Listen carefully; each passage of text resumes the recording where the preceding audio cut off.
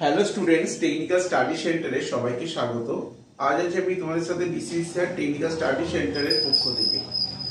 তো তোমরা যারা ডিপ্লোমা স্টুডেন্ট আছো, যারা মেকানিক্যাল বা ইলেকট্রিক্যাল বা মেটেরিওলজি বা ইলেকট্রনিক্স বা সিভিল, অনেক ডিপ্লোমা স্টুডেন্ট আছো যারা লাস্ট একটা সেলের ফর্ম ফিল আপ করেছো, যেটা ওসিটিটি পদের জন্য বেরিয়েছে। ওসিটিটি পদ মানে যেটাকে আমরা বলি অপারেটর কাম টেকনিশিয়ান ট্রেনিং। এটা হচ্ছে সেলের একটা পোস্ট যেখানে ডিপ্লোমা স্টুডেন্টদের অ্যাপ্লিকেশন চাওয়া হয় এবং ভালো পরিমাণে ভ্যাকেন্সিটা বেরিয়েছে এবং এমন কিছু যে ট্রেডের ভ্যাকেন্সি বেরিয়েছে যেগুলো অনেক স্টুডেন্টই পরীক্ষাগুলো দিতে পারে। যেমন মেট্রোলজি স্টুডেন্টরাও দিতে পারবে, সিভিল দিতে পারবে, ইলেকট্রনিক্স দিতে পারবে, ইলেকট্রিক্যাল দিতে পারবে, মেকানিক্যাল দিতে পারবে। তো ডিপ্লোমা এই ওসিটিটি পদের যে এক্সাম তোমরা অলরেডি ফর্ম ফিল আপ হয়ে গেছে এবং অনেকেই প্রিপারেশন শুরুও করে দিয়েছো। তো এই এক্সাম প্রিপারেশনের যে সিলেবাসটা আছে সেখানে কি দেওয়া হয়েছে? 50 নম্বরের অ্যাপটিটিউড টেস্ট এবং 50 নম্বর ডোমেন, টোটাল 100 নম্বরের পরীক্ষা। তো 50 নম্বর অ্যাপটিটিউড টেস্টের মধ্যে যেটা আসবে সেটা হচ্ছে তোমার ম্যাথমেটিক্যাল রিজনিং এবং নিউমেরিক্যাল। ঠিক আছে, নিউমেরিক্যাল বলতে আমরা যেটা বুঝি সেটা হচ্ছে নর্মাল ম্যাথ, এবং ম্যাথমেটিক্যাল রিজনিং মানে যে রিজনিং বা জিআই, যেটা জেনারেল ইন্টেলিজেন্স বলি, যেখানে আমাদের ভ্যালু ইনপুট করা থাকবে, আমাকে আউটপুট রেজাল্ট বার করতে হবে। তো সেটা হচ্ছে ম্যাথমেটিক্যালি তোমাকে এক্সপ্লেইন করতে হবে। সেই ধরনের কোশ্চেন তোমার অ্যাপটিটিউড টেস্টের মধ্যে থাকছে। আর কি থাকছে? 50 নম্বর ডোমেন নলেজ। ডোমেন মানে তুমি যে ট্রেডটা করেছো, বা তুমি যদি মেকানিক্যাল হও, বা তুমি যদি ইলেকট্রিক্যাল স্টুডেন্ট হও, বা তুমি যদি ইলেকট্রনিক্স হও, সিভিল হও, মেটেরিওলজি হও, তো তোমার যে ট্রেডটা থেকে তুমি ডিপ্লোমা করেছো সেটাকে আমরা ডোমেন বলছি। ডোমেন নলেজ থেকে 50 নম্বর আসবে। তো বেসিক্যালি আজকের আমাদের ভিডিওটা রিলেটেড হচ্ছে যারা মেকানিক্যাল সেকশন থেকে আছো বা যারা মেটেরিওলজি থেকে আছো তাদের জন্য। তো সেল কি ধরনের কোয়েশ্চেন ডোমেনের মধ্যে তোমাদের দিতে পারে। তো একটা জিনিস বুঝে নাও, সেল মানেই কিন্তু হচ্ছে স্টিল রিলেটেড একটা সংস্থা, মানে যেখানে আমরা নর্মালি স্টিলের উপরেই বেশিরভাগ জবগুলো করে থাকি। তো সেই স্টিল রিলেটেড সংস্থা কিন্তু স্টিলের উপর যথেষ্ট দক্ষতা বা নলেজ থাকা দরকার, তার উপরে কিন্তু অনেক কোয়েশ্চেন দেয়। এবার একটা জিনিস বুঝে নেবে যে শুধুমাত্র স্টিল নাকি আরো রিলেটেড কিছু আছে। যদি মেটালজি থেকে কোশ্চেন হয় তাহলে যারা মেকানিক্যাল এবং মেটালজি যারা পড়েছো তারাও কিন্তু অনেকটাই মেকানিক্যাল সেকশন থেকে কোশ্চেন পাবে। কিন্তু আবার যারা ইলেকট্রিক্যাল আছে বা ইলেকট্রনিক্স আছো, তারা ইলেকট্রনিক্সের ইলেকট্রিক্যাল পার্টের যে জায়গাগুলো থাকবে, মানে অনেক কন্ট্রোল প্যানেল থেকে শুরু করে অপারেটিং সিস্টেম, সেগুলো তোমাকে ওখানে কোশ্চেন থাকবে। যদি ইলেকট্রনিক্স থেকে পড়ো তার প্যানেলের উপর কোশ্চেন থাকবে, ডায়োডের উপর কোশ্চেন থাকবে, বা সিভিল থেকে পড়ো তার কনস্ট্রাকশনের উপর থাকবে। তো বিভিন্ন সাবজেক্টের কোশ্চেন বিভিন্ন রকম হবে। তো আজকের আমাদের ভিডিওটা ডোমেন নলেজ 50 এর মধ্যে যারা মেকানিক্যাল বা মেটেরিওলজি থেকে আছো তারা কি ধরনের কোশ্চেনের সম্মুখীন হতে চলেছে বা কিরকম কোশ্চেন পেতে পারো। দেখো, আমাদের যেহেতু সেল, সুতরাং মনে রাখতে হবে যে নর্মালি অ্যালয় বা মেটাল বা তোমার হিট ট্রিটমেন্ট এইসব কোশ্চেনগুলো থাকবে। কিন্তু থাকবে মানে কোন জায়গাটা থেকে পড়লে বা কোথা থেকে কমন পাওয়া যেতে পারে সেরকম একটা সম্যক ধারণা করতে হবে। তো সেল যেখান থেকে কোশ্চেন দিতে পারে তার একটা মোটামুটি একটা লিস্ট তৈরি করে দেওয়া হচ্ছে, তোমাদেরকে একটু ফলো আপ করবে। যেরকম হচ্ছে, প্রথম হচ্ছে 1 নম্বর ফান্ডামেন্টাল মেটাল অ্যালয়েস।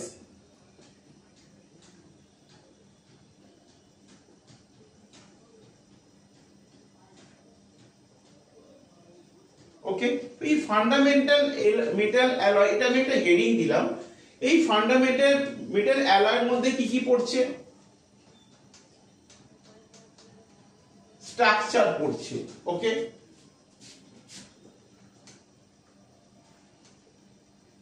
প্রপার্টিজ পড়ছে, ফরমেশন পড়ছে,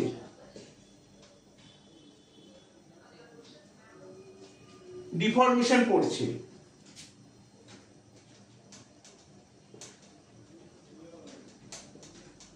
সলিডিফিকেশন পড়ছে, এবং তোমার স্ট্রাকচার প্রপার্টিজ 1, 2, 3, 4, 5। এই 5টা পয়েন্ট তোমার ফান্ডামেন্টাল মেটাল অ্যালয় থেকে পড়তে হবে, ঠিক আছে। দেন চলে আসছি আমরা প্রপার্টিজ এন্ড টেস্টিং। তাহলে বুঝতে পারছো ফান্ডামেন্টাল থেকে এগুলো পড়লে তোমার কোশ্চেন কমন আসার চান্স আছে। 2 নম্বর হচ্ছে তোমার প্রপার্টিজ এন্ড টেস্টিং।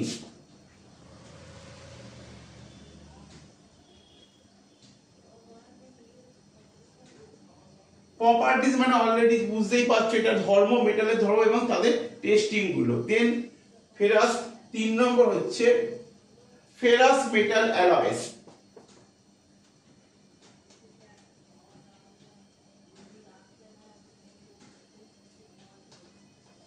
4 নম্বর কি হবে? 4 নম্বর হচ্ছে স্টিল মেকিং প্রসেস।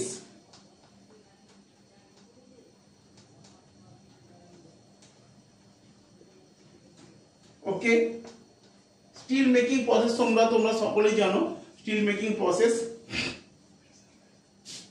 5 নম্বর হচ্ছে নন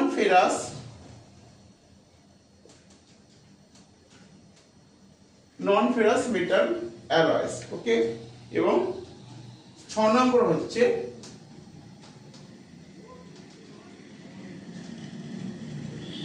হিট ট্রিটমেন্ট। তো মোটামুটি আমরা properties, testing, ferrous metal alloys, still making process, নন ফেরাস মেটাল অ্যালয়েস এবং হিট ট্রিটমেন্ট, এই চ্যাপ্টারগুলো থেকে অবশ্যই তোমাদের কোশ্চেন অ্যান্সার বা এমসিকিউ বা থিওরি যদি বলো সেটা তোমাদের অবশ্যই ফলো আপ করে বা দেখে যেতে হবে, ঠিক আছে। তো এটা ছাড়াও আমি যেহেতু আজকের ভিডিওটা মেটালজি এবং মেকানিক্যাল সেকশন থেকে দিচ্ছি, সেই জন্য এর সাথে আরো কিছু রিলেটেড পয়েন্টস আছে। পরের পয়েন্টস হচ্ছে 7 number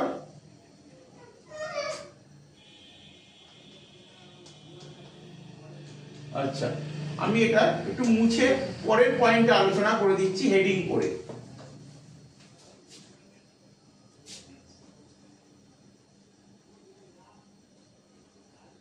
mechanical working, okay, mechanical working of metal.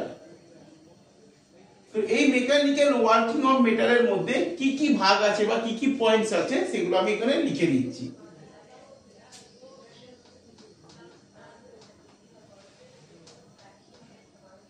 Hot working, ওকে, পরপর লিখে দিচ্ছি।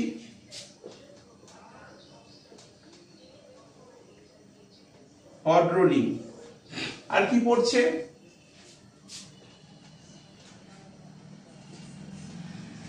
স্পিনিং,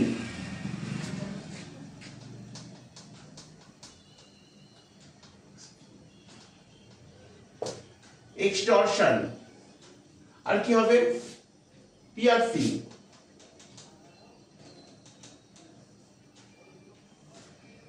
আর হচ্ছে ড্রয়িং,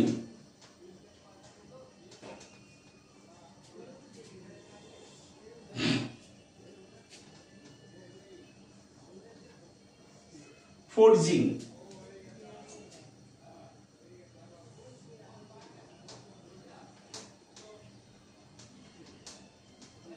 স্মিথিং, ওকে,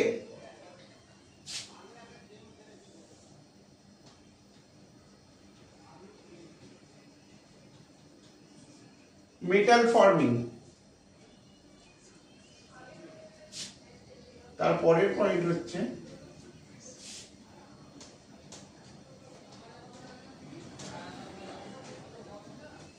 সারফেস কোটিং, আর লাস্ট পয়েন্ট হচ্ছে সিড ওয়ার্কিং।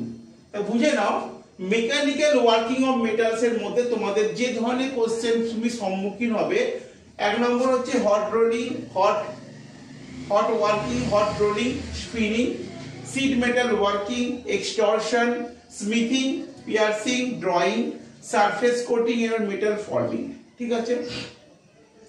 তো এই ধরনের কোয়েশ্চেন গুলো যদি তোমরা দেখে যাও বা থিওরিটাকে যদি ভালো করে স্টাডি করে যাও, আশা করি তোমাদের কামিং যে সেলের এক্সাম আসতে চলেছে ওসিটিটি পদের জন্য, অপারেটর কাম টেকনিশিয়ান ট্রেনি, সেখানে এই ধরনের জায়গা থেকে অবশ্যই কোশ্চেন কমন আসবে। এর মধ্যে থেকে একটা সাজেশন বলবো, হিট ট্রিটমেন্টটা কিন্তু খুব ভালো করে পড়তে হবে, মেটালের কার্বনের পার্সেন্টেজগুলো ভালো করে পড়তে হবে, মেটালের অ্যালয়ের পার্সেন্টেজটা ভালো করে পড়তে হবে, দেন সারফেস কোটিংটা ভালো করে পড়তে হবে।